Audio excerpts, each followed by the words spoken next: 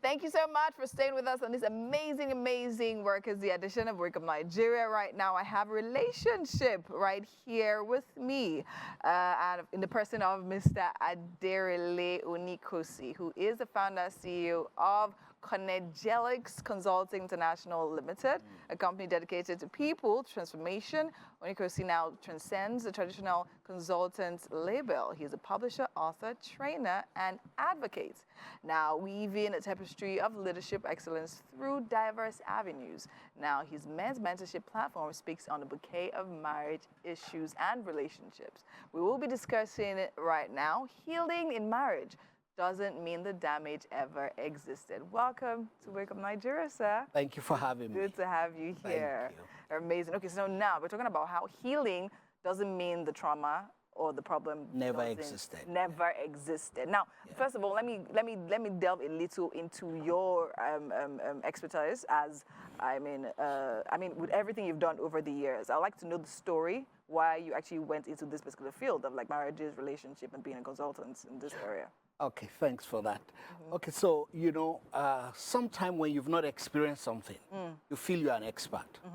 Okay, so early in life, I started leading youth organizations, and then I talk about, as a matter of fact, I wrote my first book on relationship when I didn't have any experience. Wow. Yeah? Okay. Okay, so, but then when you now experience something, that's when you really know if what you wrote was just something from your so imagination. in your case, what was it? Did you realize that, okay. No, it wasn't about realizing. I had a failed marriage. Okay. Okay? Okay. So my first marriage didn't work. And it was, you know, that process was, I mean, was the worst. I don't wish it for an enemy. Okay, so I picked up, and picking up, that's why I said healing does not mean the trauma didn't happen.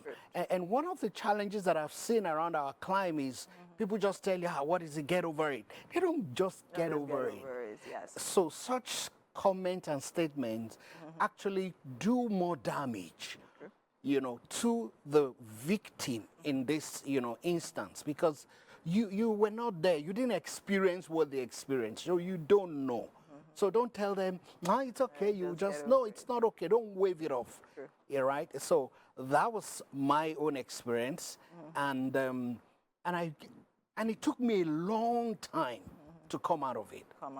I mean, I love the fact that you're being so open about it. I think that it actually takes really, like real bravery to actually do that, like especially coming from a man as well. Because most times people think, okay, marriage, relationships literally affects the women more. Now coming from you. So you had that experience and you decided, you know what, I'm going to go into this professionally and then try to help other people. Yeah. Amazing, amazing. And how's the journey been so far? So the interesting thing about it is that culturally, we're not a people who are inclined to being vulnerable, to want to talk about some of this, especially men. Your agenda.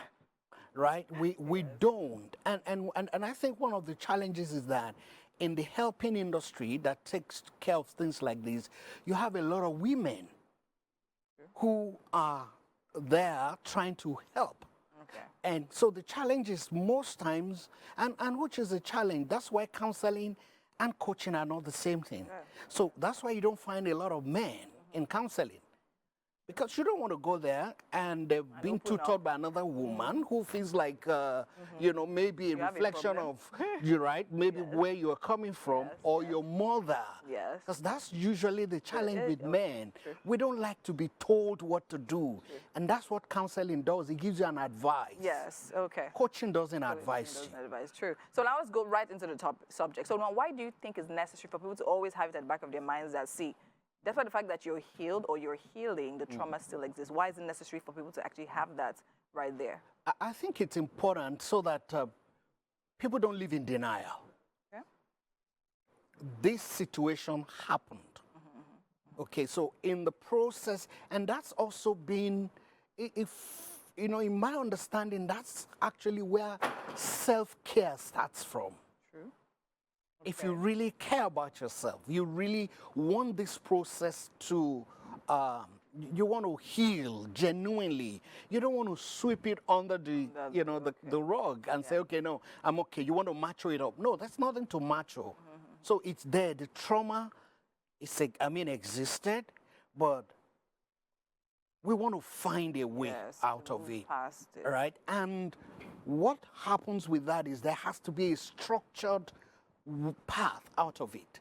So that way you know what steps, what processes you took that got you to your healing. And you know why that is necessary in case of a relapse. Because it happens. To say, okay, so where was I? How did I get there? And then how did I miss the mark? Then it becomes easy to retrace your step to say, okay.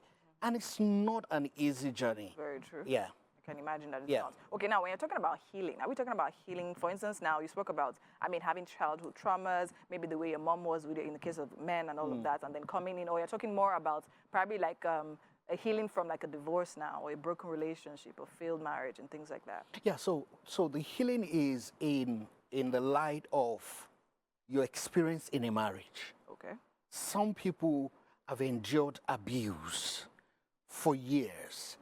Now, it's different around us here. We're not open to talking about things like this. You either get stigmatized. I've seen people get ostracized completely out of what is supposed to be a support system, especially if it's a faith-based support system. True. You are going to be alone. You'll be isolated. You're not going to have any support system.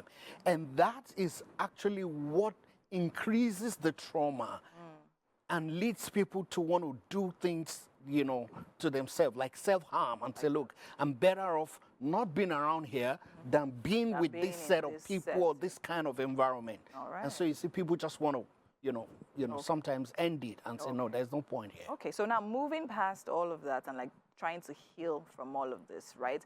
And then let's say peradventure, you now get into a new relationship, right? So you are coming to terms with yourself and saying, okay, fine, this existed now. Yeah. How, just for partners out there, how can they support someone coming out from something traumatic to literally better their own relationship they currently are in, as opposed to using it against them? Yeah, thank you. So usually I would ask people to not use getting into another relationship as a coping mechanism, right, from what they've experienced, because that's what most people do, because you've been used to the comfort of companionship, and suddenly it's not there. So you find out that you're trying to hang on to just anything that comes. And so what happens is you're living an abused relationship or abused marriage or whatever is making that relationship end.